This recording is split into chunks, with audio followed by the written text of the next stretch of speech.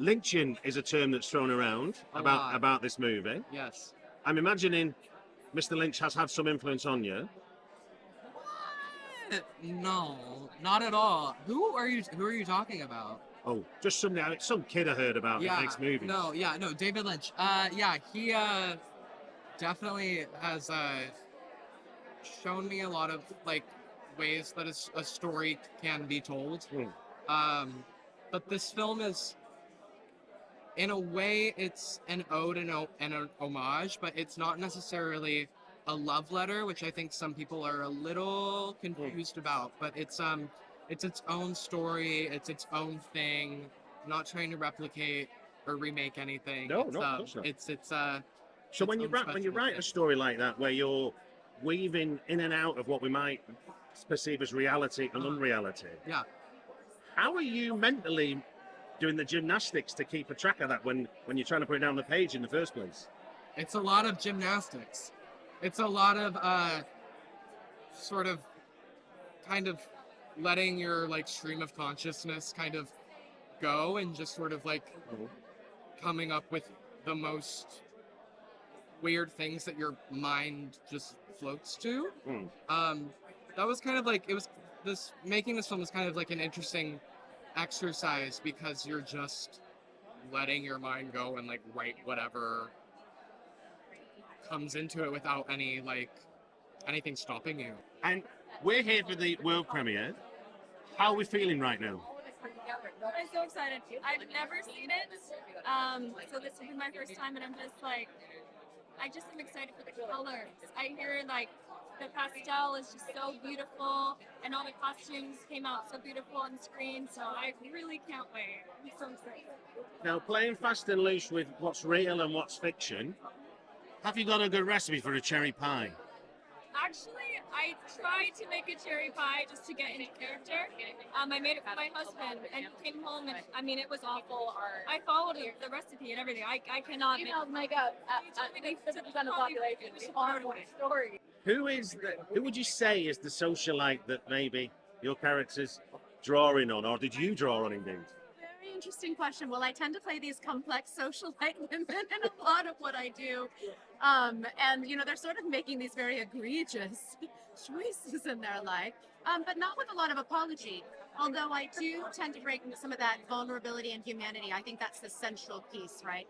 You could play a villain to be a villain, and you kind of don't feel the internal struggle. And I felt it was important to sort of anchor her in some deep pain from her past that colored this darkness. But she doesn't necessarily think what she's doing is evil. Acting in a film that you're directing, and directing yourself in a film you're acting, what do you think directing informed in your acting, and what do you think being an actor has informed you as a director?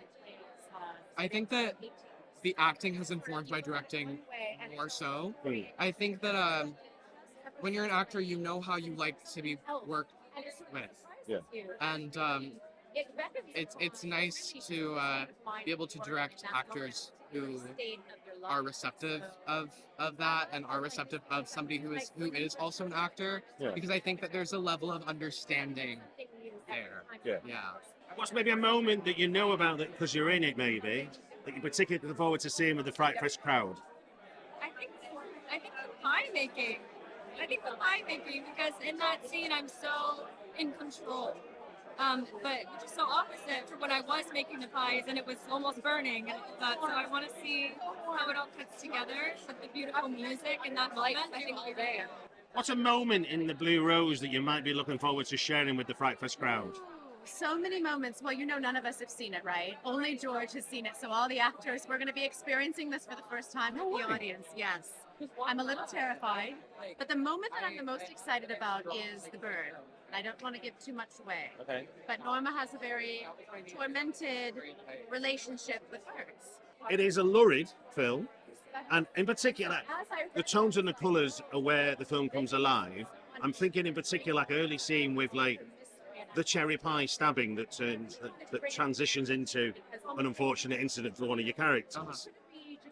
What were the conversations like with your DOP about that look and feel you were going for, about the colours that are popping and the darkness that we can get lost in?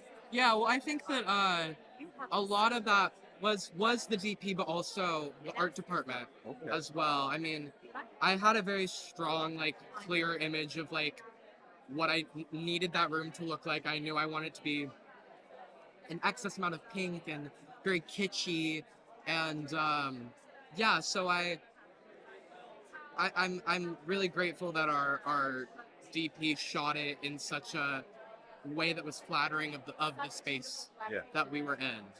Now, one last thing. How would you describe Holly Weird? Holly Weird, a place I want to be. We're here for the world premiere. Yes. How are we feeling in the run up to that moment?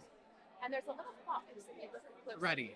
I'm ready. This has been a long time coming. And there was a moment where I thought it wasn't going to happen. So being here is quite surreal, and I'm very, very happy. So.